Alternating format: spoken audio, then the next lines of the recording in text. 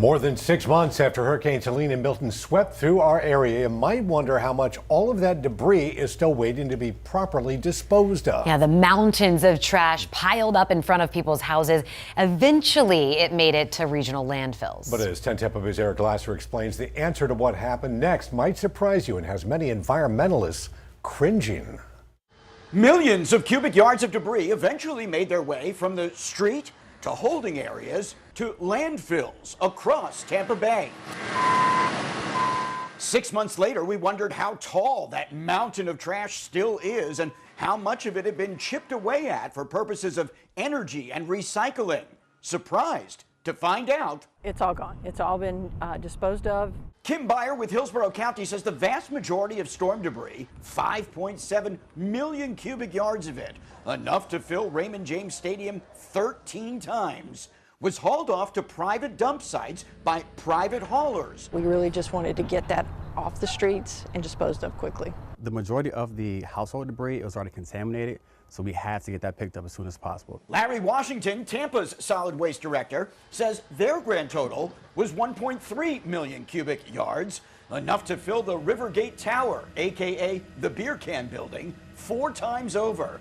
But that mountain of debris and everything in it is also now gone. And at our peak, we had around 350 contractors here. What's unsettling for environmental interests is why all that debris has already disappeared.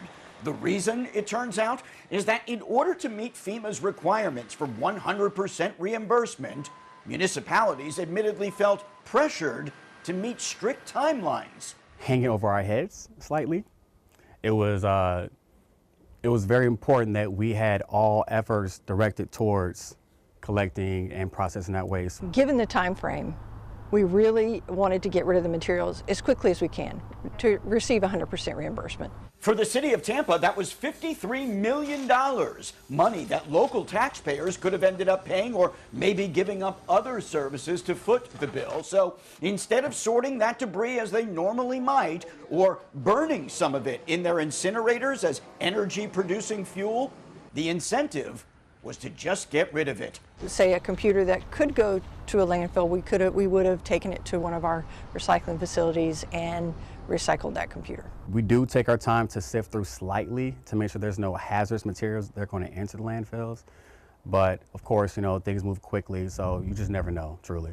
Solid waste officials say some of the recyclable items might have been pulled aside, but that would have been up to private haulers. I guess there's really no way to really know what exactly made it into our landfills. Critics say they're concerned that in order to get that full FEMA reimbursement, municipalities may have sacrificed the environment for economics. And so it's possible that amounts of those things that would typically be cared for differently in their sort of waste removal process didn't get that level of attention. What are the environmental risks? What are the risks to public health?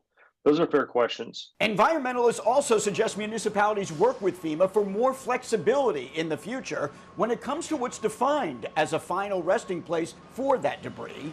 Perhaps move it to landfills, but allow it to sit until it can be used more responsibly. It's a great incentive for the cities and counties to pull the debris out, but it's a perverse incentive to mix it and make it toxic. So when the next storm hits, those are pollution bombs that go off in our landfills. That is a perverse incentive. Still, solid waste officials say they're not sure that more time is the solution either. Debris soaked by rain and storm surge doesn't age well. Sifting through it would take time and money, and incinerators, they say, already work at full capacity based on normal daily trash collection. So even if FEMA could be more flexible, I don't think even given additional time, we would have changed our disposal plan, because the landfill was such limited capacity. As for the debris that made its way into landfills all over our region, municipalities say that those sites have to be licensed by the state and meet strict criteria. But it would be up to state inspectors, they say, to figure out if those mountains of storm debris that made its way into those landfills met those guidelines. In Tampa, Eric Lasser, 10 Tampa Bay.